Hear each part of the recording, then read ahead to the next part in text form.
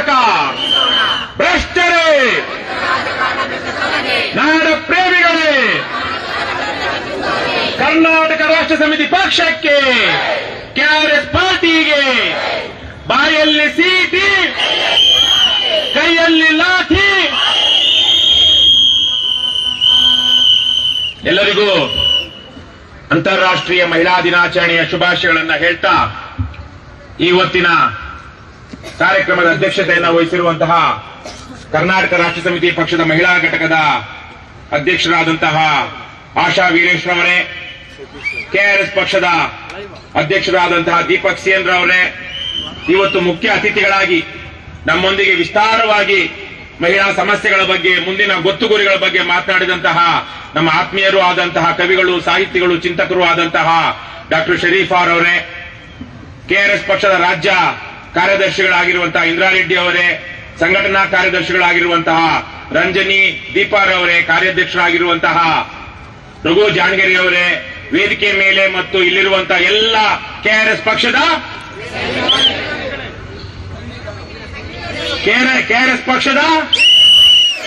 ಕೊನೆಯಲ್ಲಿ ಅಲ್ಲಿ ಹೇಳಿಲ್ಲ ಅವ್ರು ಯಾರು ಅಂತ, ಕೆಆರ್ಎಸ್ ಪಕ್ಷದ ಇಷ್ಟೊತ್ತನ್ನು ಬಹಳ ವಿಸ್ತಾರವಾಗಿ ಡಾಕ್ಟರ್ ಶರೀಫಾರ್ ಅವರು ಒಂದಷ್ಟು ವಿಚಾರಗಳನ್ನ ನಿಮ್ಗೆಲ್ಲ ಹೇಳಿದ್ರು. ಅವರು ಎಂಎ ಮತ್ತು ಪಿಎಚ್ಡಿ ಮಾಡಿದ್ದಾರೆ. ಪಿಎಚ್ಡಿ ಮಾಡಿರುವಂತಹ ಡಾಕ್ಟರ್ ಅವರು. ಬಹುಶಃ ಇಲ್ಲಿ ನಮ್ಮಲ್ಲಿ ಯಾರನ್ನು ಪಿಎಚ್ಡಿ ಮಾಡಿರೋರು ಇಲ್ಲ ಅಂದ್ಕೊಳ್ತೀನಿ. ಆದ್ರೆ ಮಾಸ್ಟರ್ಸ್ ಡಿಗ್ರಿ ಯಾವ್ದಾದ್ರು ಇರಬಹುದು, ಅದು ಇಂಜಿನಿಯರಿಂಗ್ ಅಲ್ಲಿ ಇರಬಹುದು ಅಥವಾ MA, MPhil, MCom, MSc, MBA ಈ ತರ ಮಾಡಿರೋರು ಅಲ್ಲೂರಿದ್ದಾರೆ. ಆದ್ರೆ ನಮ್ಮಲ್ಲಿರುವ ಬಹುತೇಕರಿಗೂ ಮತ್ತು ಶರೀಫಾರ್ ಅವ್ರಿಗೂ ಒಂದು ವ್ಯತ್ಯಾಸ ಇದೆ. ವಿಶೇಷವಾಗಿ ಮಹಿಳೆಯರನ್ನೇ ತಗೊಳ್ಳೋಣ. ಏನಿದೆ? ಅವರು ಕೇವಲ ಪಿಎಚ್ಡಿನೋ ಡಿಗ್ರಿನೋ ಮುಗಿಸ್ಕೊಂಡು ಅಲ್ಲಿಗೆ ಪುಸ್ತಕ ಎತ್ತಿಡಲಿಲ್ಲ. ಅವರು ನಿರಂತರವಾಗಿ ಅಧ್ಯಯನದಲ್ಲಿ ತೊಡಗಿದ್ದಾರೆ. ನಿರಂತರವಾಗಿ ದೇಶದ, ರಾಜ್ಯದ, ಪ್ರಪಂಚದ ಹಲವಾರು ಸಮಸ್ಯೆಗಳ ಬಗ್ಗೆ ಮಾತನಾಡ್ತಿದ್ದಾರೆ, ಬರೀತಿದ್ದಾರೆ, ಚಳುವಳಿಗಳಲ್ಲಿ, ಹೋರಾಟಗಳಲ್ಲಿ ಭಾಗವಹಿಸ್ತಾ ಇದ್ದಾರೆ. ಇವತ್ತಿಗೂ ಬೆಂಗಳೂರು ವಿಶ್ವವಿದ್ಯಾಲಯದ ಸಿಂಡಿಕೇಟ್ ಮೆಂಬರ್ ಆಗಿದ್ದಾರೆ. ಆಗಲೇ ಹೇಳಿದಾಗೆ ನಿರಂತರವಾಗಿ ಅಧ್ಯಯನ ಮತ್ತು ಬರಹದಲ್ಲಿ ತೊಡಗಿದ್ದಾರೆ. ಅದರಿಂದಾಗಿ ಅವರಿಗೆ ಅಷ್ಟು ವಿಚಾರಗಳು ಗೊತ್ತಿತ್ತು. ಅದರಿಂದಾಗಿ ಅವರು ಅಷ್ಟು ಮಾತನಾಡುವ ಹಾಗಾಯಿತು. ಅವರ ಭಾಷೆ, ವಿಚಾರಗಳು ಅವರ ಅಧ್ಯಯನದಿಂದ ಬಂದಿದ್ದು, ಅವರ ಪದವಿಯಿಂದ ಬಂದಿದ್ದಲ್ಲ. ಅರ್ಥ ಆಗ್ತಿದೆಯಲ್ರಮ್ಮ? ಕೋಲಾರ ಅರ್ಥ ಆಗ್ತಿದೆಯಲ್ವಾ? ನಮ್ಮಲ್ಲಿ ಇವತ್ತು ನಮ್ಮ ಕೆಆರ್ಎಸ್ ಪಕ್ಷದ ಪುರುಷರಿರಬಹುದು, ಮಹಿಳೆಯರಿರಬಹುದು, ಬಹಳ ದೊಡ್ಡ ಕೊರತೆ ಅಂದ್ರೆ ಅಧ್ಯಯನ ಕೊರತೆ. ನಮ್ಮ ಕೆಆರ್ಎಸ್ ಪಕ್ಷ ಇಡೀ ದೇಶದಲ್ಲೇ ಯಾವ ರಾಜಕೀಯ ಪಕ್ಷವು ನಮ್ಮ ಹಾಗೆ ಸೋಷಿಯಲ್ ಮೀಡಿಯಾವನ್ನ ಬಳಸಿಕೊಂಡು, ಫೇಸ್ಬುಕ್ ನ ಬಳಸಿಕೊಂಡು ಈ ರೀತಿಯ ಸಾಮಾಜಿಕ ರಾಜಕೀಯ ಜಾಗೃತಿ ಮತ್ತು ಕ್ರಾಂತಿಯನ್ನ ಯಾವ ಪಕ್ಷವೂ ಮಾಡ್ತಾ ಇಲ್ಲ. ನಮ್ಮ ಪಕ್ಷ ಮಾತ್ರ. ಇದರಿಂದ ಏನಾಗಿದೆ? ಸ್ವಲ್ಪ ಲೈವ್ ಅಲ್ಲಿ ಮಾತನಾಡುವಂತವರೆಲ್ಲ ಹೀರೋಗಳು, ಹೀರೋಯಿನ್ಗಳು. ನಮ್ಮ ಪಾರ್ಟಿಲಿ ನಾಯಕತ್ವ ಬರಬೇಕು, ಅದಕ್ಕೆ ಅಧ್ಯಯನ ಇರಬೇಕು, ಸಂವೇದನೆಗಳು ಬರಬೇಕು. ನಾವೊಂದಷ್ಟು ವಿಚಾರಗಳನ್ನ, ನಮ್ಮ ಗೊತ್ತಿಲ್ಲದಂತಹ ವಿಚಾರಗಳನ್ನ ತಿಳ್ಕೊಂಡು ಸಂವೇದನೆಗಳನ್ನ ರೂಪಿಸಿಕೊಳ್ಬೇಕು. ನನಗೆ ಶರೀಫಾರ್ ಅವ್ರಿಗೂ ಬಹಳ ಹಿರಿಯರಾಗಿದ್ದಂತಹ ಕನ್ನಡದ ಬಹಳ ದೊಡ್ಡ ಸಾಹಿತಿ ಸಾರಾ ಅಬೂಬಕರ್ ಅವರು ಇತ್ತೀಚೆಗೆ ತಾನೇ ತೀರೋದ್ರು. ನನ್ನ ಬಗ್ಗೆ ಅವರಿಗೆ ತುಂಬಾ ಒಂದು ರೀತಿಯ ಮಮತೆ ಇತ್ತು. ನಾನು ಬಹುಶಃ 2008ರಲ್ಲಿ ಮತ್ತು 2013ರಲ್ಲಿ ಚುನಾವಣೆ ನಿಂತಾಗ ಅವರು ಮಂಗಳೂರಿನಿಂದ ನನಗೆ ಡೊನೇಷನ್ ಕಳಿಸಿದ್ರು. ಅವ್ರ ಬಗ್ಗೆ ಒಂದೆರಡು ಲೇಖನ, ಅವ್ರ ಸತ್ತಾಗ್ಲೂ ಒಂದು ಲೇಖನವನ್ನ ನಾನು ಬರೆದಿದ್ದೆ. ಬಹಳ ದೊಡ್ಡ ಸಾಹಿತಿಗಳು. ಇತ್ತೀಚೆಗೆ ತಾನೇ ಬುಕ್ಕರ್ ಪ್ರಶಸ್ತಿ ತೆಗೆದುಕೊಂಡ್ರು. ಯಾರಮ್ಮ? ಕನ್ನಡಕ್ಕೆ ಒಂದು ಬುಕ್ಕರ್, ತುಂಬಾ ದೊಡ್ಡ ಹೆಸರುವಾಸಿಯಾದಂತಹ ಸಾಹಿತ್ಯದ ಪ್ರಶಸ್ತಿ ಅದು. ಬಾನು ಮುಷ್ತಾಕ್ ಅವರು ವಕೀಲರು, ಪತ್ರಕರ್ತರು, ಸಾಹಿತಿಗಳು. ಅದೇ ರೀತಿಯಲ್ಲೇ ಡಾಕ್ಟರ್ ಶರೀಫಾರ್ ಅವರು. ಇವರೆಲ್ಲ ಈ ಮೂವರು ನಮಗೆ ಗೊತ್ತಿಲ್ಲದಂತಹ, ಕರ್ನಾಟಕದ ಬಹುಸಂಖ್ಯಾತ ಕನ್ನಡಿಗರಿಗೆ ಗೊತ್ತಿಲ್ಲದಂತಹ ಒಂದು ಮುಸ್ಲಿಂ ಮಹಿಳೆಯರ ತಲ್ಲಣಗಳನ್ನ, ಅವರ ಜೀವನದ ಕಷ್ಟ ಕಾರ್ಪಣ್ಯಗಳನ್ನ, ಅಲ್ಲಿರುವಂತಹ ಅಸಮಾನತೆಗಳನ್ನ ನಮಗೆ ತಿಳಿಸಿಕೊಟ್ಟು ನಮ್ಮಲ್ಲಿ ಎಷ್ಟೋ ರೀತಿಯ ಸಂವೇದನೆಗಳನ್ನ ರೂಪಿಸಿದ್ರು. ಅದೇ ರೀತಿಯಲ್ಲಿಯೇ ನಾವು ನಮ್ಮ ವಿಚಾರಗಳನ್ನ ಬರೀತಾ ಓದ್ತಾ ಹೋದ್ರೆ ನಮ್ಮದಲ್ಲದಂತಹ, ನಮಗೆ ಗೊತ್ತಿಲ್ಲದಂತಹ ಅನೇಕ ವಿಚಾರಗಳ ಬಗ್ಗೆ ನಾವು ಸಂವೇದನೆಗಳನ್ನ, ಒಂದು ಮನಸ್ಥಿತಿಯನ್ನ ರೂಪಿಸ್ಕೊಳ್ತಾ ಹೋಗ್ತೀವಿ. ಅದು ಯಾವಾಗ ಬರುತ್ತೆ ಅಂದ್ರೆ ಒಳ್ಳೆಯ ಪುಸ್ತಕಗಳನ್ನ ಓದೋದ್ರಿಂದ, ಒಳ್ಳೆಯ ಸಿನಿಮಾ ನೋಡೋದ್ರಿಂದ, ಒಳ್ಳೆಯ ನಾಟಕ ನೋಡೋದ್ರಿಂದ, ಒಳ್ಳೆಯ ಭಾಷಣಗಳನ್ನ ಕೇಳೋದ್ರಿಂದ. ಇವತ್ತು ಬಹಳ ಜನ ತಮ್ಮದೇ ಮಹಿಳೆ, ನಮ್ಮ ಪಕ್ಷದಲ್ಲೂ ಸೇರಿದಂತೆ ಚಿತ್ರ ವಿಚಿತ್ರವಾಗಿ ರೀಲ್ಸ್ ಮಾಡಿಕೊಂಡು ರಾತ್ರೋರಾತ್ರಿ ಏನು ಪಠಾ ಪೋಸ್ಟರ್ ನಿಕ್ಲಾ ಹೀರೋ ಅನ್ನೋ ರೀತಿಯಲ್ಲಿ ರಾತ್ರೋರಾತ್ರಿ ಫೇಮಸ್ ಆಗ್ತಾರೆ. ನಿನ್ನೆ ತಾನೇ ಒಬ್ರು ಕಿತ್ತಾಡ್ಕೊಂಡಿದ್ದಾರೆ, ಚಪ್ಪಲಿ ಹೊಡೆದಾಡ್ಕೊಂಡಿದ್ದಾರೆ. ಈ ತರ ರಾತ್ರೋರಾತ್ರಿ ಹೀರೋ ಹೀರೋಯಿನ್ ಆದಂತದ್ದು ನೋಡಿದಿರಲ್ವಾ? ಕೆಲವೊಂದು ಜನ ನೋಡಿರ್ತಾರೆ. ಇಂಥವೆಲ್ಲ ಚೆನ್ನಾಗಿ ನೋಡ್ತೀರಾ? ಇಂಥವೆಲ್ಲ ಯಾವ್ದು ಬಿಡೋದಿಲ್ಲ. ಆ ಹೆಣ್ಮಗಳು ಅವ್ನು ಚಪ್ಪಲಿ ಹೊಡಿತಿದ್ರೆ ಓದಿತಿದ್ರೆ ಅಂತ ಖುಷಿಯಾಗಿ ನೋಡ್ತಿರ್ತೀರಾ. ಆದರೆ ಅವರು ನಾನು ಹೇಳಿದಾಗೆ ಹೀರೋ ಹೀರೋಯಿನ್ ಬಹಳ ದಿವಸಗಳ ಕಾಲ ಅವ್ರ ಸಮಾಜದಲ್ಲಿ ಉಳಿಯೋದಿಲ್ಲ, ಮಾರ್ಗದರ್ಶನ ಕೊಡೋದಿಕ್ಕಾಗೋದಿಲ್ಲ. ಹಾಗಾಗಿ ನೀವು ಅಧ್ಯಯನಶೀಲರಾಗಬೇಕು. ಸಮಾಜ ಹೇಗಿದೆ, ವ್ಯವಸ್ಥೆ ಹೇಗಿದೆ, ಇಲ್ಲಿರುವಂತಹ ಇಸಂಗಳು, ಜಾತಿವಾದ, ಕೋಮುವಾದ, ಮತೀಯವಾದ, ಸಾಮ್ರಾಜ್ಯಶಾಹಿವಾದ, ಇವೆಲ್ಲದರ ಬಗ್ಗೆ ತಿಳ್ಕೊಳ್ಬೇಕು. ಮಹಿಳಾ ಸಮಾನತೆ ಬಗ್ಗೆ ತಿಳ್ಕೊಳ್ಬೇಕು ಅಂದ್ರೆ ನೀವು ಅದಕ್ಕೆ ಸಂಬಂಧಪಟ್ಟಂತಹ ಪುಸ್ತಕಗಳನ್ನ ಓದ್ಬೇಕು. ಇವ್ಯಾವ ಓದ್ದೆ ನಾವು ಬಂದು ಏನೋ ಒಂದು ಮಾತಾಡ್ಬಿಡ್ತೀವಿ, ಒಂದು ಚರಂಡಿದು, ಪೊಲೀಸರ ವಿರುದ್ಧ ಒಂದು ಲೈವ್ ಮಾಡ್ಬಿಟ್ಟು ಹೀರೋ ಆಗ್ಬಿಡ್ತೀವಿ ಅಂದ್ರೆ ನಮ್ಮ ಪಕ್ಷದಲ್ಲಿ ಅಷ್ಟೇ ಅಲ್ಲ, ಎಲ್ಲೂ ನಿಮಗೆ ನಾಯಕತ್ವ ಸಿಗೋದಿಲ್ಲ. ಇಡೀ ರಾಜ್ಯದಲ್ಲಿ ಇವತ್ತು ಯಾವ ಪಕ್ಷದಲ್ಲೂ ಮಹಿಳೆಯರಿಗೆ ಸಿಗದೇ ಇರುವಂತಹ ಸ್ಥಾನಮಾನ ಕರ್ನಾಟಕ ರಾಷ್ಟ್ರ ಸಮಿತಿ ಪಕ್ಷ ನಮ್ಮ ಪಕ್ಷಕ್ಕೆ ಬಂದಂತಹ ವೀರ ವನಿತೆಯರಿಗೆ ಕೊಟ್ಟಿದೆ. ನಾವು ಜಾತಿ ನೋಡ್ಲಿಲ್ಲ, ಕುಲ ನೋಡ್ಲಿಲ್ಲ, ಮತ ನೋಡ್ಲಿಲ್ಲ, ಅವರ ಆರ್ಥಿಕ ಹಿನ್ನೆಲೆ ನೋಡ್ಲಿಲ್ಲ, ಅವರ ಸಾಮಾಜಿಕ ಹಿನ್ನೆಲೆ ನೋಡ್ಲಿಲ್ಲ.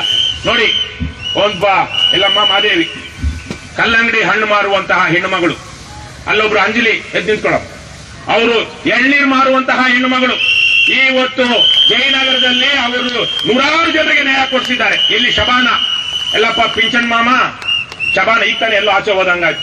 ಒಂದು ಹೆಣ್ಣು ಮಗಳಲ್ಲಿ ಅವರು ಮತ್ತು ಅವರ ಅಪ್ಪ ಸೇರ್ಕೊಂಡು 10 ಜನರಿಗೆ, ಎಷ್ಟೋ ಗಂಡ ಸತ್ತು 10 ವರ್ಷ ಆಗಿದ್ರು BPL ಕಾರ್ಡ್ ಹೋಲ್ಡರ್ ಆಗಿರುವಂತವರಿಗೆ ವಿಧವಾ ವೇತನ ಬರ್ತಾ ಇರಲಿಲ್ಲ, ಅವರು ಮಾಡಿಕೊಟ್ಟಿದ್ದಾರೆ. ಇನ್ನು ಹಲವಾರು ಜನ ಈ ವೇದಿಕೆ ಮೇಲಿರುವಂತವರು ತುಂಬಾ ಬಡತನದ ಹಿನ್ನೆಲೆಯಿಂದ, ತೀರಾ ಸಾಮಾನ್ಯ ಕೌಟುಂಬಿಕ ಹಿನ್ನೆಲೆಯಿಂದ ಬಂದಿರುವಂತವ್ರು. 2023ರಲ್ಲಿ ನಮ್ಮ ಪಕ್ಷದಿಂದ 8 ಜನ ಮಹಿಳೆಯರನ್ನ ನಾವು ವಿಧಾನಸಭಾ ಚುನಾವಣೆಗೆ ನಿಲ್ಲಿಸಿದ್ವಿ. 2 ಮಹಿಳೆಯರು 28 ಕ್ಷೇತ್ರಗಳಲ್ಲಿ 2 ಮಹಿಳೆಯರು, ಅದರಲ್ಲೊಬ್ರು ರಂಜಿನಿ ಲೋಕಸಭಾ ಕ್ಷೇತ್ರಕ್ಕೆ ನಿಲ್ಲಿಸಿದ್ವಿ. ಹೀಗೆ ಅವರ ಹಿನ್ನೆಲೆ ಎಲ್ಲವನ್ನ ಬಿಟ್ಟು ಅವರು ಸತ್ಯ ನ್ಯಾಯಕ್ಕಾಗಿ ಹೋರಾಡ್ತಾ ಇದ್ದಾರೆ ಅಂತ ನಾವು ಅವ್ರನ್ನ ಬೆಂಬಲಿಸ್ತಾ ಬಂದ್ವಿ, ಬೇರೆ ಬೇರೆ ರೀತಿಯಲ್ಲಿ ಬೆಳೆಸ್ತಾ ಬಂದಿದ್ದೀವಿ.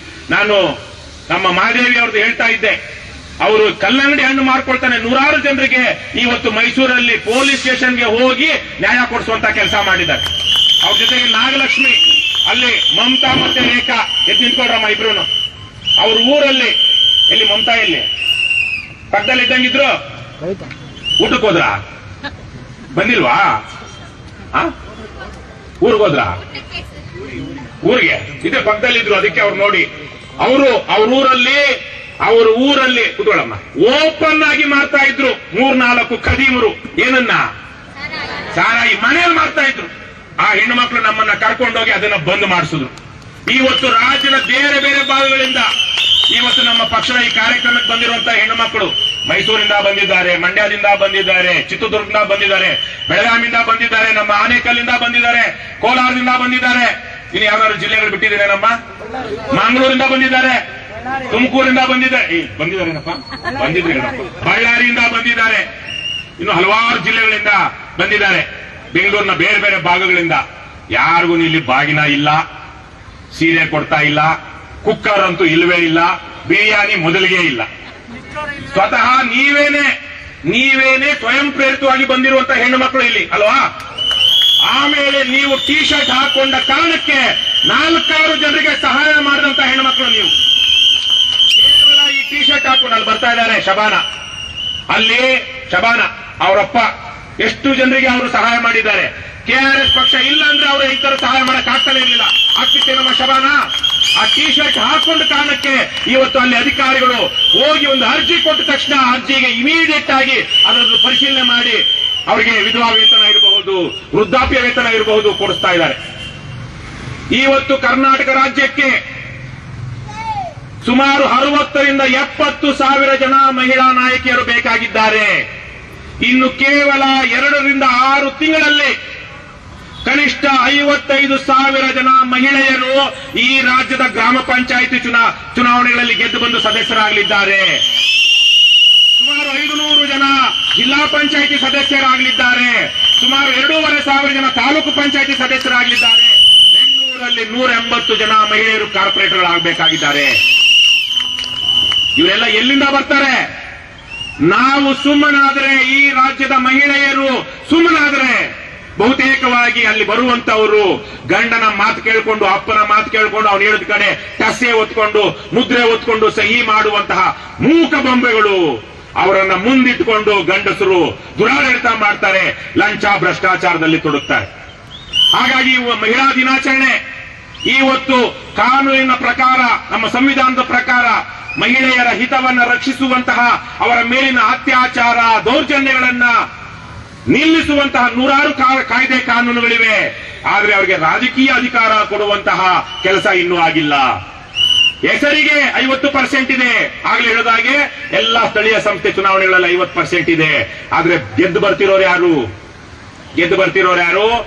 ಯಾವ ಬಲವಂತವಾಗಿ ಹೆಣ್ಣುಮಕ್ಕಳನ್ನ ಕರ್ಕೊಂಡು ಬಂದು ನಿಲ್ಲಿಸ್ತಾ ಇದ್ದಾರೆ.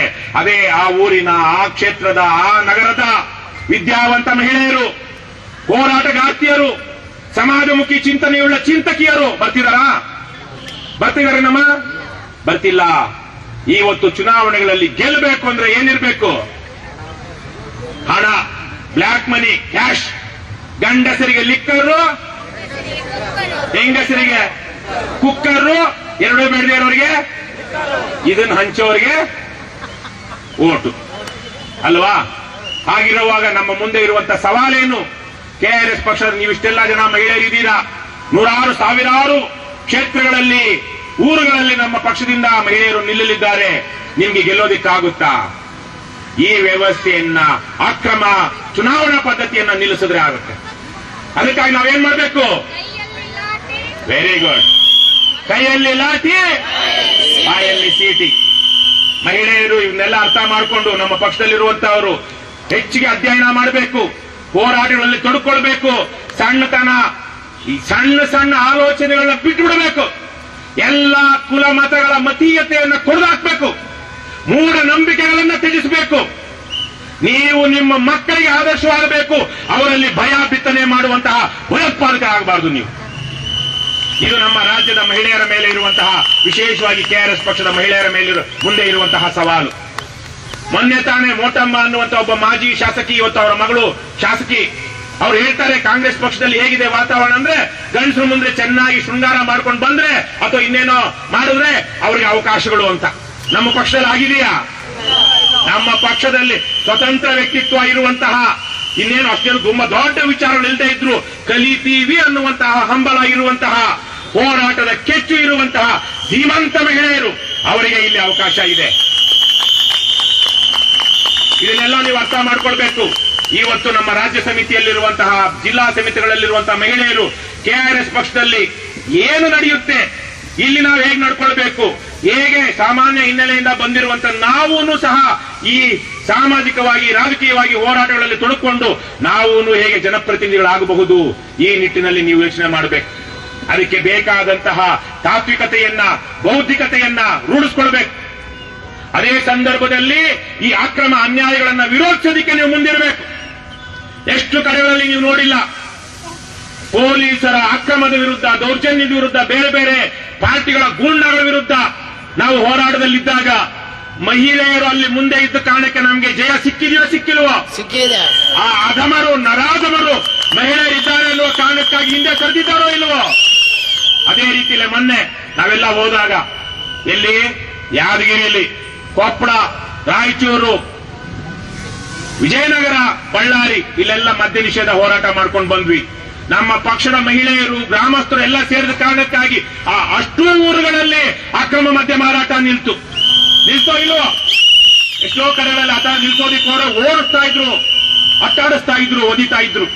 ಆದ್ರೆ ಇವತ್ತು ಕೆಆರ್ಎಸ್ ಪಕ್ಷದ ಮಹಿಳೆಯರು ಅಲ್ಲಿದ್ದಾರೆ ಅಂದ್ರೆ, ಕೆಆರ್ಎಸ್ ಪಕ್ಷದವರಿದ್ದಾರೆ ಅಂದ್ರೆ ಅವರ ಮೇಲೆ ಕೈ ಮಾಡಿಕೊಳ್ಳುವಂತಹ ಧೈರ್ಯ ಯಾವ ಗೂಂಡಾಗಳಿಗೂ ಇಲ್ಲ, ಯಾವ ರಾಜಕಾರಣಿಗಳಿಗೂ ಇಲ್ಲ. ಇದನ್ನ ಸದ್ಬಳಕೆ ಮಾಡ್ಕೊಳ್ಳಿ. ಮಹಿಳೆಯರು ನೀವು ಇನ್ನೊಬ್ಬರಿಂದ ಒಳ್ಳೆಯದನ್ನ ಏನು ಕಲಿಬಹುದು ಅನ್ನೋದನ್ನ ಕಲ್ತ್ಕೊಂಡು ನಮ್ಮಲ್ಲಿರುವಂತಹ ಈ ಪುರುಷ ಮಣಿಗಳೇ ಅವ್ರಿಗೂ ಸಹ ನೀವು ಮಾದರಿ ಆಗಬೇಕು. ಎಲ್ಲಿಂದ ಒಂದು ಕಡೆಯಿಂದ ಬರಬೇಕಲ್ವಾ ಮಾದರಿ ಅನ್ನುವಂತಹದ್ದು. ಹಾಗಾಗಿ ನನ್ನ ಆಸೆ ಆಕಾಂಕ್ಷೆ, ನೀವು ನಮ್ಮ ಪಕ್ಷದ ಮಹಿಳೆಯರು ಬೇರೆ ಇನ್ಯಾವುದೇ ಪಕ್ಷದ ಮಹಿಳೆಯರಿಗಿಂತ ಹೆಚ್ಚಿನ ಪ್ರಬುದ್ಧರು, ಹೆಚ್ಚಿನ ಅಧ್ಯಯನಶೀಲರು, ಒಳ್ಳೆಯ ನಾಯಕತ್ವ ಇರುವಂತಹವರು, ದೊಡ್ಡ ಮನಸ್ಸಿನವರು, ತಾಯಿ ಮನಸ್ಸಿನವರು ಆಗಬೇಕು. ಅದೇ ರೀತಿಯಲ್ಲಿ ನಮ್ಮ ಪಕ್ಷದಲ್ಲಿ ಇರುವಂತಹ ಸಣ್ಣತನ ಇರುವಂತಹ ಯಾವುದೋ ಒಂದು ಸಣ್ಣ ಬುದ್ಧಿ, ಸಣ್ಣ ವಿಚಾರಗಳಿರುವಂತಹದ್ದು ಗಂಡಸಾಗಿರ್ಲಿ ಹೆಂಗಸಾಗಿರ್ಲಿ ಅವರನ್ನ ಮೀರಿ ಬೆಳೆದು ನೀವು ಅವ್ರಿಗೂ ಸಹ ಮಾದರಿ ಆಗಬೇಕು. ಆಗ ಮಾತ್ರ. ಇಲ್ಲ ಅಂದ್ರೆ ಈಗ ನಡೀತಿರೋ ಹಾಗೆ ಗ್ರಾಮ ಪಂಚಾಯತಿಲಿ, ತಾಲೂಕ್ ಪಂಚಾಯತಿಲಿ, ಜಿಲ್ಲಾ ಪಂಚಾಯತಿಲಿ ಬಹಳ ಸುಂದರವಾಗಿ ಅಲಂಕಾರ ಮಾಡ್ಕೊಂಡಿರುವಂತ ಹೆಣ್ಮಕ್ಳು ಕೂತ್ಕೊಳ್ತಾರೆ. ಅವರ ಕೈಯಲ್ಲಿ ಪೆನ್ ಇಲ್ಲ, ಹೆಬ್ಬೆಟ್ಟು ಇಲ್ಲ, ಎಲ್ಲ ಇರೋದು ಅವ್ರ ಗಂಡನ ಅಥವಾ ಅಪ್ಪನ ಅಥವಾ ಮಗನ ಹೇಳಿಕೆ. ನಮ್ಮ ಪಕ್ಷದಲ್ಲಿ ಹಾಗಾಗೋದಿಕ್ಕೆ ನಾವು ಬಿಡೋದಿಲ್ಲ. ಅದೇ ಕಾರಣದಿಂದಾಗಿನೇ ಇವತ್ತು ನಿಮ್ಮ ಮೇಲೆ ಹೆಚ್ಚಿನ ಜವಾಬ್ದಾರಿ ಇದೆ ಅಂತ ನಾನು ಹೇಳ್ತಾ, ಎಲ್ಲಾ ತರಹದ, ಅದು ಹಿಂದೂ, ಮುಸ್ಲಿಂ, ಕ್ರಿಶ್ಚಿಯನ್ ಯಾವುದೇ ಇರಲಿ, ಎಲ್ಲಾ ತರಹದ ಮತೀಯವಾದವನ್ನ, ಕೋಮುವಾದವನ್ನ ಮಹಿಳೆಯರು ದೊಡ್ಡ ಮಟ್ಟದಲ್ಲಿ ವಿರೋಧಿಸಬೇಕು. ಇವತ್ತು ನೋಡಿ, ಆಫ್ಘಾನಿಸ್ತಾನದಲ್ಲಿ ಹೆಣ್ಣು ಮಕ್ಕಳ ಕೈಕಾಲು ಮುರಿರಿ, ತಪ್ಪಲ್ಲ, ಅಪರಾಧ ಅಲ್ಲ, ಆದ್ರೆ ಗಾಯ ಕಾಣಿಸೋ ಹಾಗೆ ಮಾಡಬೇಡಿ. ತಾಲಿಬಾನ್ಗಳು ಕೊಟ್ಟಿರುವಂತಹ ಹಕ್ಕು ಯಾರಿಗಮ್ಮ ಶೋಭಾ? ತಾಲಿಬಾನ್ಗಳು ಆಫ್ಘಾನಿಸ್ತಾನದ ಗಂಡಸರಿಗೆ ಏನು ಹೇಳಿದ್ದಾರೆ? ಹಕ್ಕು ಕೊಟ್ಟಿದ್ದಾರೆ. ನೀವು ನಿಮ್ಮ ಹೆಂಡತಿಯರ ಕೈಕಾಲು ಮುರಿಬಹುದು, ಬಡಿಬಹುದು, ಆದ್ರೆ ಗಾಯ ಆಗೋಂಗ್ ಮಾಡಬೇಡಿ. ಇದೇ ತರಹದ ನೀಚ ಬುದ್ಧಿ ಎಲ್ಲಾ ಮತಗಳ ಕೋಮುವಾದಿಗಳಿಗೆ, ಮೂಲಭೂತವಾದಿಗಳಿಗೆ ಇರುತ್ತೆ. ಹಾಗಾಗಿ ಎಲ್ಲ ಮತಗಳು ಅಂತೇನಿವೆ, ಹಿಂದೂ, ಮುಸ್ಲಿಂ, ಕ್ರಿಶ್ಚಿಯನ್, ಜೈನ, ಬುದ್ಧ ಅಂತ ಇದರಲ್ಲಿರುವಂತಹ ಮೂಲಭೂತವಾದ ಸಮಾಜ ವಿರೋಧಿಯಾದದ್ದು, ಮಹಿಳಾ ವಿರೋಧಿಯಾದದ್ದು, ಸ್ವಾತಂತ್ರ್ಯ ವಿರೋಧಿಯಾದದ್ದು, ಅದನ್ನ ನೀವು ವಿರೋಧಿಸಬೇಕು. ಹಾಗಾಗಿ ಒಂದಷ್ಟು ಅಧ್ಯಯನ ಮಾಡಬೇಕು, ತಿಳ್ಕೊಳ್ಬೇಕು, ಯಾವುದು ಸರಿ, ನನಗೆ, ನಿಮಗೆ, ನಿಮಗಿಂತ ಮುಖ್ಯವಾಗಿ ನಿಮ್ಮ ಮಗಳಿಗೆ, ನಿಮ್ಮ ಅಮ್ಮನಿಗೆ ಯಾವ ರೀತಿಯ ಗೌರವ ಸಿಗ್ತಾ ಇದೆ ಈ ಸಮಾಜದಲ್ಲಿ, ನನ್ನ ಕುಟುಂಬದಲ್ಲಿ, ಅದನ್ನ ಬದಲಾಯಿಸಬೇಕು ಅಂದ್ರೆ ನಾವು ನಮ್ಮ ಮಕ್ಕಳಿಗೆ ಯಾವ ರೀತಿ ಮಾದರಿ ಆಗಬೇಕು ಅನ್ನೋದನ್ನ ನೀವು ಗಮನಿಸಿಕೊಳ್ಬೇಕು. ಆ ತರಹದ ಒಂದು ಮಾದರಿಗಳನ್ನ ನೀವು ನಿರ್ಮಾಣ ಮಾಡ್ತಾ ಹೋಗ್ಬೇಕು.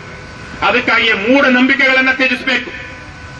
ಬೇರೆ ಪಕ್ಷಗಳು ಅಥವಾ ಇನ್ಯಾವುದೋ, ನಮ್ಮ ಪಕ್ಷ ಇದು ರಾಜಕೀಯ ಪಕ್ಷ, ರಾಜಕೀಯ ಕ್ರಾಂತಿಗೆ, ಬದಲಾವಣೆಗೆ ಮುಂದಾಗಿರುವಂತಹ ಪಕ್ಷ. ಇದು ಯಾವುದೋ ಒಂದು NGO ಅಲ್ಲ, ಇದು ಯಾವುದೋ ಒಂದು ಸಾಂಸ್ಕೃತಿಕ ಸಂಘಟನೆ ಅಲ್ಲ, ಇದು ವೈಚಾರಿಕವಾಗಿ ಕಟ್ಟಲ್ಪಡ್ತಿರುವಂತಹ ಪಕ್ಷ. ಹಾಗಾಗಿ ಇಂತಹ ವೈಚಾರಿಕವಾಗಿ ಕಟ್ಟಲ್ಪಡ್ತಿರುವಂತಹ ಪಕ್ಷದಲ್ಲಿ ನಮ್ಮ ಹೇಳಿಕೆಗಳು, ನಮ್ಮ ನಡವಳಿಕೆಗಳು, ನಮ್ಮ ಕಾರ್ಯಕ್ರಮದ ರೀತಿ ನೀತಿಗಳು ಹೇಗಿರಬೇಕು ಅನ್ನೋದು ನಿಮ್ಮ ಪ್ರಜ್ಞೆಯಲ್ಲಿ ಇಳಿಬೇಕು. ಅದು ಇಳಿದೇ ಇದ್ರೆ ಎಲ್ಲಾ ರೀತಿಯ ಸಾಂಸ್ಕೃತಿಕ ಸಂಘಗಳು, ಸಂಘಟನೆಗಳು ನಡೆಸುವ ಹಾಗೇನೋ ನಮ್ಮ ಕಾರ್ಯಕ್ರಮಗಳು ನಡೀತಾ ಹೋಗುತ್ತೆ. ಇವತ್ತು ತುಂಬಾ ಸಂತೋಷದ ವಿಚಾರ ಏನು ಅಂದ್ರೆ, ಕಳೆದ ವರ್ಷ ರತ್ನಗೌಡ ಅನ್ನುವಂತಹ ಒಬ್ಬ ವಕೀಲೆ ಎಲ್ಲಿ ಕೋಲಾರದಲ್ಲಿ ಬಹಳ ಸುದೀರ್ಘವಾಗಿ ಮಾತನಾಡಿದ್ರು, ಹಲವಾರು ವಿಚಾರಗಳನ್ನ ನಮ್ಮ ಪಕ್ಷದ ಮುಖಂಡಗಳಿಗೆ ತಿಳಿಸ್ಕೊಟ್ರು. ಇವತ್ತು ಅದೇ ರೀತಿಯಲ್ಲೇ ಡಾಕ್ಟರ್ ಶರೀಫಾ ಅವರು ಬಂದು ಇಲ್ಲಿ ನಿಮ್ಗೊಂದಷ್ಟು ವಿಚಾರಗಳನ್ನ ತಿಳಿಸಿದ್ದಾರೆ. ಈ ರೀತಿಯಾಗಿ ನಮ್ಮ ಪಕ್ಷದ ಸೈನಿಕರಿಗೆ ಹೊಸ ವಿಚಾರಗಳನ್ನ, ಸಂವೇದನೆಗಳನ್ನ ರೂಪಿಸುವಂತಹ, ತಿಳಿಸ್ಕೊಡುವಂತಹ ಕೆಲಸವನ್ನ ಕರ್ನಾಟಕ ರಾಷ್ಟ್ರ ಸಮಿತಿ ಪಕ್ಷ ಮಾಡ್ತಾ ಇದೆ. ನಾನು ಇವತ್ತು ಇಲ್ಲಿರುವಂತಹ ಗಂಡಸರಲ್ಲಿ, ಹೆಂಗಸರಲ್ಲಿ ಒಂದು ಮನವಿ ಮಾಡ್ತೀನಿ. ಬಹಳ ಜನ ನಾನು ಕಂಡ ಹಾಗೆ ಅಕ್ಷರ ದ್ವೇಷಿಗಳು. ಹಾಗಾಗಿ ಇವತ್ತು ಬೇರೆ ಯಾವುದೋ ಪುಸ್ತಕ, ಇನ್ನೊಂದು ಪುಸ್ತಕ ಅಂತಿಲ್ಲ, ಡಾಕ್ಟರ್ ಶರೀಫ್ ಅವರ ಪುಸ್ತಕಗಳು ನಿಮಗೆ ಸಿಗುತ್ತೆ ಆನ್ಲೈನ್ ಅಲ್ಲಿ, ಬೇರೆ ಕಡೆ ಅವ್ರದ್ದು ಪುಸ್ತಕ ತಗೊಂಡು ಓದಿ, ಅದ್ರ ಮೂಲಕ ಅವ್ರು ಏನ್ ಬರೆದಿದ್ದಾರೆ ಅಂತ ನೋಡಿ. ಆದ್ರೆ ಅದಕ್ಕಿಂತ ಅದ್ರ ಜೊತೆಗೇನೆ ಇವತ್ತೊಂದು 3 ಪುಸ್ತಕ ನಾನೇ ಸ್ವತಃ ಬರೆದಿರುವಂತಹ 3 ಪುಸ್ತಕಗಳನ್ನ ಇಲ್ಲಿ ಇಟ್ಟಿದ್ದೀನಿ. ಒಳ್ಳೆಯ ಬದುಕಿನ ಸೂತ್ರಗಳು ಅಂತ, ಕೇವಲ ₹100, ಒಂದ್ 2-3 ಗಂಟೆಯಲ್ಲಿ ಓದಬಹುದು. ಅವರಿಗೆ ನಾನು ಹೇಳಿದ್ನಲ್ವಾ, ಶರೀಫಾ ಅವರಿಗೆ ಮಾತನಾಡುವಾಗ ಅದು ವಾಕ್ಯ ರಚನೆ ಇರಬಹುದು, ಪದಗಳಾಗ್ಲಿ, ವೊಕ್ಯಾಬ್ಯುಲರಿ ಆಗ್ಲಿ ಹೇಗ್ ಬರುತ್ತೆ ಅವರ ಓದಿನ ವಿದ್ವತ್ತಿನಿಂದ. ಹಾಗೆ ನೀವು ಮುಂದಿನ ದಿನಗಳಲ್ಲಿ ಚೆನ್ನಾಗಿ ಓದಿದ್ರೆ ನಿಮಗೆ ಆ ಸಮಯಕ್ಕೆ ಯಾವ ಪದ ಹೇಳಬೇಕು, ಆ ವಾಕ್ಯ ಹೇಗಿರಬೇಕು, ಯಾವುದಕ್ಕೆ ಒತ್ತು ಕೊಡಬೇಕು, ಯಾವುದನ್ನ ಹಿಗ್ಗಿಸಬೇಕು ಅನ್ನೋದು ಗೊತ್ತಾಗುತ್ತೆ. ಹಾಗಾಗಿ ಓದು ಮಾತ್ರ ನಿಮ್ಮನ್ನ ಬೆಳೆಸುತ್ತೆ. ನಮ್ಮ ಪಕ್ಷದಲ್ಲಿ ಇದ್ದುಕೊಂಡು ಹೀರೋಗಳ ತರ, ಹೀರೋಯಿನ್ಗಳ ತರ ಮೆರೆಯುವಂತವ್ರು ಮುಂದಿನ ದಿನಗಳಲ್ಲಿ ನಿಮಗಿಂತ ಉತ್ತಮರು ಬಂದ್ರೆ ನೀವು ಹಿಂದೆ ಸರಿಬೇಕಾಗುತ್ತೆ. ಅದೇ ಕಾರಣದಿಂದಾಗಿನೇ ನೀವು ಹೆಚ್ಚೆಚ್ಚು ಓದಬೇಕು, ಒಳ್ಳೆಯ ಕಾರ್ಯಕ್ರಮಗಳನ್ನು ನೋಡಬೇಕು. ಪಾಡ್ಕಾಸ್ಟ್ ಇರಬಹುದು, ಬೇರೆ ಯಾವ್ದಾದ್ರೂ ಒಳ್ಳೆಯ ಸಿನಿಮಾ ಇರಬಹುದು, ಇಂಥದನ್ನೆಲ್ಲ ನೋಡ್ತಾ ಬೆಳೀತಾ ಹೋಗ್ಬೇಕು. ಆಗ ಒಂದು 3 ಪುಸ್ತಕ ಇದೆ, ಕನಿಷ್ಠ 1 ಪುಸ್ತಕನಾದ್ರೂ ತಗೊಂಡೋಗಿ ಮಕ್ಕಳ ಮುಂದೆ ನೀವು ಸ್ವಲ್ಪ ಆವಾಗ ಪುಸ್ತಕ ಓದೋದನ್ನ ಮಾಡಿ. ನೀವು ಬೇಕಾದ್ರೆ ಉಲ್ಟಾ ಹಿಡ್ಕೊಂಡು ಓದಿ, ನಾಟಕನಾದ್ರೂ ಮಾಡಿ. ಮಕ್ಕಳಿಗೆ ನಿಮ್ಮ ಬಗ್ಗೆ ಗೌರವ ಜಾಸ್ತಿ ಆಗ್ತಾ ಹೋಗುತ್ತೆ. ದಡ್ಡಿ ಆಗಿರುವಂತಹ ತಾಯಿ ಬಗ್ಗೆ ಮಕ್ಕಳಿಗೆ ಪ್ರೀತಿ ಇರುತ್ತೆ. ಪ್ರೀತಿ, ತಾಯಿ ಪ್ರೀತಿ ಅನ್ನುವಂಥದ್ದು ಎಂಥ ತಾಯಿನೇ ಆಗ್ಲಿ, ತಾಯಿ ಎಷ್ಟೇ ಯಾವುದೇ ರೀತಿಲಿರ್ಲಿ, ಮಕ್ಕಳಿಗೆ ತಾಯಿ ಬಗ್ಗೆ ಒಂದು ಪ್ರೀತಿ, ಗೌರವ, ಅಭಿಮಾನ ಇರುತ್ತೆ. ಆದ್ರೆ ಅದಕ್ಕಿಂತ ಹೆಚ್ಚಿನ ಗೌರವ ನನ್ನ ತಾಯಿ ಬುದ್ಧಿವಂತೆ, ನನ್ನ ತಾಯಿ ಧೈರ್ಯಸ್ಥೆ, ನನ್ನ ತಾಯಿ ಅನ್ಯಾಯದ ವಿರುದ್ಧ ಹೋರಾಡುವಂತವಳು, ನನ್ನ ತಾಯಿ ಅಧ್ಯಯನಶೀಲೆ, ಅವಳಿಗೆ ತಲೆಯಲ್ಲಿ ವಿಚಾರ ಇದೆ ಅನ್ನುವಂತಹ ಮಕ್ಕಳಿಗೆ ನಿಮ್ಮ ಬಗ್ಗೆ ಅಪಾರವಾದ ಗೌರವ ಬೆಳೀತಾ ಹೋಗುತ್ತೆ. ಹಾಗಾಗಿ ನೀವು ಅದನ್ನ ಮಾಡಿ. ಒಂದಷ್ಟು ಪುಸ್ತಕಗಳನ್ನ ಇಲ್ಲೆಲ್ಲ ಇಲ್ಲಿ ತಗೊಳಕ್ ಇಷ್ಟ ಇದೆಯೋ ಬಿಟ್ಟಿದೆಯೋ, ಇಲ್ಲಿದೆ ಅಂತ ಹೇಳ್ತಾ ಇದ್ದೀನಿ. ಎಲ್ಲರೂ ಸರಿ ಪುಸ್ತಕಗಳನ್ನ ತಗೊಂಡು ಓದಿ, ವಿಚಾರಗಳನ್ನ ತಿಳ್ಕೊಳ್ಳಿ. ಇವತ್ತು AI ಆರ್ಟಿಫಿಷಿಯಲ್ ಇಂಟೆಲಿಜೆನ್ಸ್ ಅಲ್ಲಿ ನೀವು ಯಾವ ವಿಚಾರಕ್ಕೆ ಬೇಕಾದ್ರೂ, ಇವತ್ತು ನಾನು ಮಹಿಳಾ ಸಮಾವೇಶಕ್ಕೆ ಹೋಗ್ತಿದ್ದೇನೆ, ಈ ಮಹಿಳಾ ಸಮಾವೇಶದಲ್ಲಿ ನಾನೊಂದು ಭಾಷಣ ಮಾಡಬೇಕಾಗಿದೆ, ಯಾವ ರೀತಿಯ ಭಾಷಣವನ್ನ ನೀನು ಬರ್ಕೊಡ್ತೀಯ ಬರ್ಕೊಡು ಅಂತ ಕೇಳಿದ್ರೆ ನಿಮ್ಗೆ ಅತ್ಯುತ್ತಮವಾದಂತಹ ಭಾಷಣವನ್ನ ಇವತ್ತು ಗ್ರಾಕ್ ಇರಬಹುದು, ಚಾಟ್ GPT ಇರಬಹುದು, ಜೆಮಿನಿ, ಗೂಗಲ್ ಜೆಮಿನಿ ಆಗ್ಲಿ ಬರ್ಕೊಡುತ್ತೆ. ಆದ್ರೆ ಅದನ್ನ ಹೇಳುವಂತಹ, ಓದುವಂತಹ ಒಂದು ಕೌಶಲ್ಯ ಬೇಕಲ್ವಾ? ಅವನೊಬ್ಬ ಕಂಪ್ಲಿ MLA ಬರ್ಕೊಂಡು ಬಂದಿದ್ದನ್ನ ಓದೋದಿಕ್ಕೆ ಯೋಗ್ಯತೆ ಇರಲಿಲ್ಲ ಅವನಿಗೆ. ಏನ್ ಯೋಗ್ಯತೆ ಇತ್ತು? ಎಲ್ಲೋ ರೆಸಾರ್ಟ್ ಅಲ್ಲಿ ಇರುವಾಗ ಬೀರ್ ಬಾಟ್ಲಿ ತಗೊಂಡು ಇನ್ನೊಬ್ಬ MLA ತಲೆ ಹೊಡೆಯೋ ಯೋಗ್ಯತೆ ಇತ್ತು. ಕೇಳಿದಿರಲ್ಲಪ್ಪ, ಹೊಡೆದ್ರೋ ಇಲ್ವೋ? ಆದ್ರೆ ಅವನಿಗೆ ವಿಧಾನಸೌಧದಲ್ಲಿ ಮಾತಾಡಯ್ಯ ಅಂತ ಕೊಟ್ರೆ ಬರ್ಕೊಂಡು ಬಂದಿರೋದನ್ನ ಓದೋದಿಕ್ಕೆ ಯೋಗ್ಯತೆ ಇರಲಿಲ್ಲ. ಆ ತರ ನಿಮ್ದಾಗಬಾರ್ದು. ದಯವಿಟ್ಟು ಮಹಿಳೆಯರು ಹಲವಾರು ವಿಚಾರಗಳನ್ನ ನೀವು ಮುಂದಿನ ದಿನಗಳಲ್ಲಿ ನಮ್ಮ ಪಕ್ಷದವರಿಗಷ್ಟೇ ಅಲ್ಲ, ಸಮಾಜಕ್ಕೆ ಮಾರ್ಗದರ್ಶನ ಕೊಡಬೇಕಾಗಿರೋದ್ರಿಂದ ನೀವು ತಿಳ್ಕೊಳ್ಬೇಕಾಗಿದೆ. ಅದನ್ನ ಮಾಡ್ತಾ ಹೋದ್ರೆ ಮಾತ್ರ ನೀವು ಬೆಳಿತೀರಾ. ನಾವು ಇಂತಹ ಸಾವಿರಾರು ರೂಪಾಯಿ ಖರ್ಚು ಮಾಡಿಕೊಂಡು ನೂರಾರು 500 ಕಿಲೋಮೀಟರ್ಗಳ ದೂರದಿಂದ ಕಾರ್ಯಕರ್ತರು, ನಮ್ಮ ಸೈನಿಕರು ಇಷ್ಟೆಲ್ಲ ದೂರಕ್ಕೆ ಬಂದು ಇಲ್ಲಿ ಭಾಗವಹಿಸಿದಿರಲ್ವಾ, ಈ ಕಾರ್ಯಕ್ರಮದ ಉಪಯೋಗ ಆಗೋದಿಲ್ಲ ನೀವು ಅದನ್ನು ಮಾಡಲಿಲ್ಲ ಅಂದ್ರೆ. ದಯವಿಟ್ಟು ಈ ಕಾರ್ಯಕ್ರಮ ಯಶಸ್ಸು ಆಗ್ಬೇಕು ಅಂದ್ರೆ ಇಲ್ಲಿ ಬಂದಿರುವಂತ ಜನ ಈ ಸಭೆಯಿಂದ ಅಲ್ಲ, ಇಲ್ಲಿಂದ ಹೋಗ್ತಾ ನೀವು ಯಾವ ಪ್ರೇರಣೆಯನ್ನ ತಗೊಂಡ್ಕೊಂಡ್ರಿ, ಯಾವ ರೀತಿ ಮುಂದಿನ ದಿನಗಳನ್ನ ನಾನು ನಡೆಸಬೇಕು, ಯಾವ ರೀತಿಯಲ್ಲಿ ನಾನು ಪಕ್ಷಕ್ಕೆ ಕೆಲಸ ಮಾಡಬೇಕು, ಯಾವ ರೀತಿ ಸಮಾಜಕ್ಕೆ ನಾನು ಆಸ್ತಿ ಆಗಬೇಕು ಅಂತ ನೀವು ಯೋಚನೆ ಮಾಡ್ತೀರಾ, ಅದ್ರ ಮೇಲೆ ಈ ಕಾರ್ಯಕ್ರಮದ ಯಶಸ್ಸು ನಿಂತಿದೆ. ಇಷ್ಟನ್ನ ಹೇಳ್ತಾ ಇವತ್ತಿನ ಕಾರ್ಯಕ್ರಮಕ್ಕೆ ರಾಜ್ಯದ ಬೇರೆ ಬೇರೆ ಭಾಗಗಳಿಂದ ಬಂದಿರುವಂತಹ ಎಲ್ಲ ನಮ್ಮ ಹೋರಾಟದ ಸಂಗಾತಿಗಳಿಗೆ, KRS ಪಕ್ಷದ ವೀರ ಸೈನಿಕರಿಗೆ ನಾನು ಧನ್ಯವಾದಗಳನ್ನ ತಿಳಿಸ್ತಾ, ವಿಶೇಷವಾಗಿ ಶರೀಫಾ ಮೇಡಮ್ ಅವ್ರನ್ನ ಹಲವಾರು ಸಂದರ್ಭಗಳಲ್ಲಿ ಭೇಟಿಯಾಗಿದ್ದೀನಿ. ಅವ್ರಿಗೂ ನನ್ನ ಬಗ್ಗೆ ಒಂದು ರೀತಿಯ ಪ್ರೀತಿ, ಅಭಿಮಾನ ಇದೆ. ಸಾರಾ ಅಬೂಬಕರ್ ಅವರ ವಿಶೇಷ ಪ್ರೀತಿಗೆ ನಾನು ಪಾತ್ರನಾಗಿದ್ದೆ ಅನ್ನುವಂತಹದ್ದು ನನ್ನ ಹೆಮ್ಮೆ. ಅದೇ ರೀತಿಯಲ್ಲೇ ಇವತ್ತು ರಾಜ್ಯದಲ್ಲಿರುವಂತಹ ಬಹುತೇಕ ಮಹಿಳಾ ಸಾಹಿತಿಗಳು, DS ನಾಗಭೂಷಣ್ ಅಂತ, ಅದನ್ನ ಓದ್ರಣ. ಅವರು ಗಾಂಧಿ ಕಥನ ಅಂತ ಒಂದು ಪುಸ್ತಕ ಬರೆದಿದ್ದಾರೆ. ಬಹುಶಃ ಯಾವ ಭಾಷೆಯಲ್ಲೂ ಬಂದಿಲ್ಲ ಗಾಂಧೀಜಿ ಬಗ್ಗೆ ಅಷ್ಟು ವಿಸ್ತೃತವಾದ, ಅಷ್ಟು ಪರಿಪೂರ್ಣವಾದಂತಹ ಒಂದು ಪುಸ್ತಕ. ಅದಕ್ಕೆ ಕೇಂದ್ರ ಸಾಹಿತ್ಯ ಅಕಾಡೆಮಿ ಪ್ರಶಸ್ತಿ ಬಂತು. ಅವರು ಹಲವಾರು ಹೋರಾಟಗಳಲ್ಲಿ, ಸಾಮಾಜಿಕ ಕೆಲಸಗಳಲ್ಲಿ ತೊಡಗಿದ್ರು. ಆಲ್ ಇಂಡಿಯಾ ರೇಡಿಯೋದಲ್ಲಿ ನ್ಯೂಸ್ ರೀಡರ್ ಆಗಿದ್ರು. ವಾರ್ತೆಗಳು ಓದುತ್ತಿರುವವರು DS ನಾಗಭೂಷಣ ಅಂತ ಹೇಳ್ತಾ ಇದ್ರು ಒಂದು 30-40 ವರ್ಷದಿಂದ. ಬಹಳ ದೊಡ್ಡ ವೈಚಾರಿಕ ಚಿಂತಕರು. ಅವರ ಶ್ರೀಮತಿ ಸವಿತಾ ನಾಗಭೂಷಣ್ ಅವರು ಬಹಳ ದೊಡ್ಡ ಕವಿ, ಕಾದಂಬರಿಗಾರ್ತಿ, ಲೇಖಕಿ.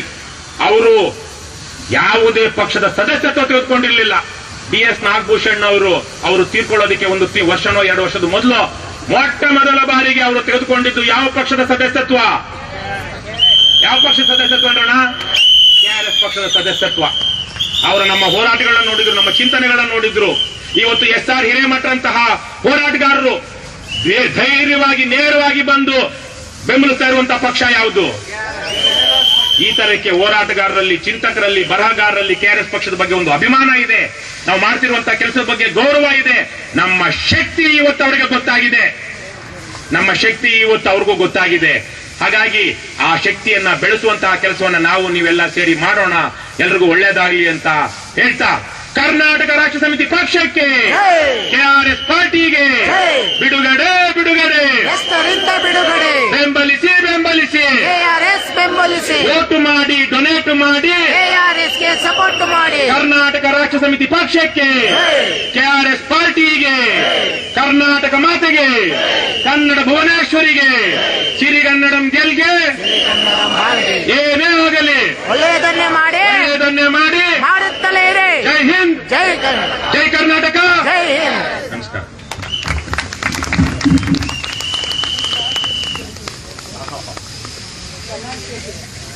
ಧನ್ಯವಾದಗಳು ಸರ್. ಸರ್ ಈಗ ರಾಜ್ಯ ಅಧ್ಯಕ್ಷರಾದಂತಹ ದೀಪಕ್ ಸಿಯೇಂದ್ರ ಅವರು ಸಭೆಯನ್ನ ಕುರಿತು ಒಂದೆರಡು ಮಾತನಾಡಬೇಕು. Sir Habib sir.